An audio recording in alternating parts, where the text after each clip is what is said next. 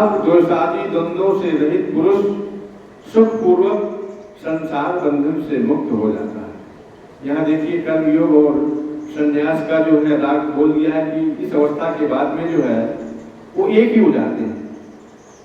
इन कर्म योगी का जब ये राग द्वेष और द्वंद्व है जो शांत हो जाते हैं, निग्रह हो जाते हैं, अंतर जो मन है हमारा अंतर जो करण है जो शुद्ध हो जाता है, तो ज्ञान मार्ग और कर्म योग जो है दोनों एक ही हो जाते हैं। बोलिए कृष्ण भगवान की जय।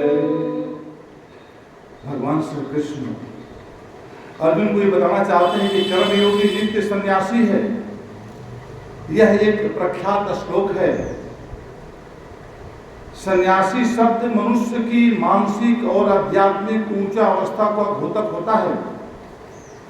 सन्यासी लौकिक कर्म त्याग कर, संसारिक कर्म को त्याग कर चिंतन, मनन, ध्यान आदि द्वारा परमात्मा की प्राप्ति में संलग्न रहने के कारण सभी के लिए पूज्य बन जाता है।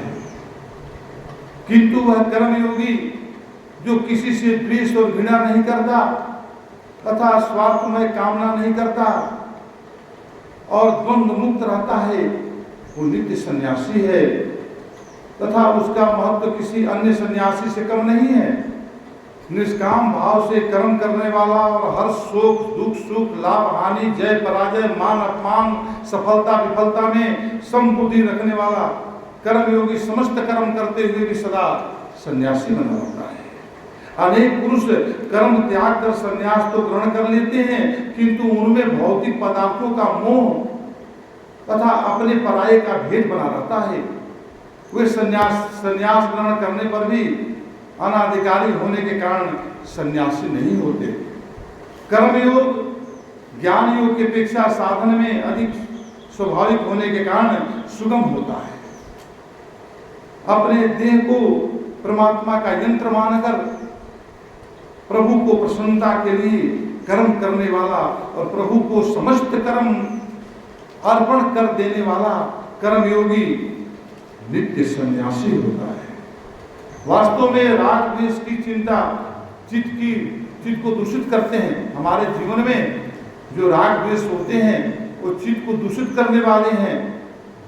राग द्वेष से विमुक्त होने पर मनुष्य का चित्त निर्मल हो जाता है। चित्त के निर्मल होने पर मनुष्य परमात्मा को प्राप्त कर लेता है। जो राग द्वेष से मुक्त है अर्थात जिसके मन में भौतिक पदार्थों के प्रति आसक्ति नहीं है तथा जो किसी से घृणा नहीं करता, वह कर्म करते हुए भी अप्रगट रूप से मुक्त है। राग द्वेष से मुक्त मनुष्य सर्व बंधन रहित होता है। कुछ मनुष्य वैराग्य को आड़ लेकर संन्यास ग्रहण कर लेते हैं और कर्म छोड़ बैठते हैं। मात्र संन्यास ग्रहण कर लेने से चित्त निर्विकार नहीं हो जाता। निष्काम भाव से कर्म करने से चित्त निर्विकार और निर्मल होकर स्थिर हो जाता है। राग द्वेष से युक्त होने पर मनुष्य का अहंकार विकृत हो जाता है। राग द्वेष होने पर अहंकार का उदातीकरण और दिव्यीकरण हो जाता है। राग द्वेष काम क्रोध आदि विकारों को ग्रस्त अहंकार ही परमात्मा की प्राप्ति में बाधक होता है और अहंकार से मुक्त होने पर, अहंकार को उदाती और दिव्य होने पर परमात्मा के साथ उस आत्मा की एक रूपता हो जाती है। भगवान श्री कृष्ण ने निष्काम कर्मयोगी को नित्य सन्यासी कहकर कर्मयोग की महिमा को प्रतिष्ठित किया है। कर्मयोग द्वारा मनुष्य सुखपूर्वक बंधन मुक्त हो जाता है, क्योंकि कर्मयोग सरल सुगम और स्वाभाविक है।